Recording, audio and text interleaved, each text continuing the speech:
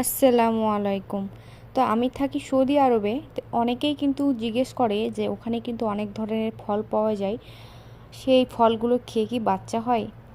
হ্যাঁ, ইনশাআল্লাহ বাচ্চা হয়। এই ফলটার নাম হচ্ছে নাবি বটিও বলা যায়, আর জুরায়াট ফ্রুট সার্চ করলেই কিন্তু পাওয়া যায়। তবে এই ফলটা একমাত্র সৌদি আরবেই পাওয়া যায়, আর যদি পাওয়া যায় তাহলে আফ্রিকাতে পাওয়া যায়।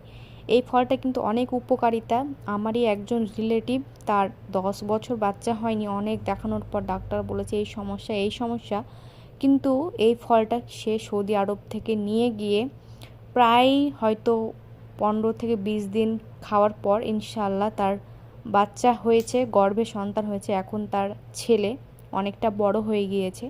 তো এই ফলটা খুবই শক্ত। এই ফলটা কি করে খেতে হয় না খেতে হয়, যদি আপনারা চান এই ফলটার কীরকম করে প্রসেসিং করে খেতে হয়, সেই ভিডিও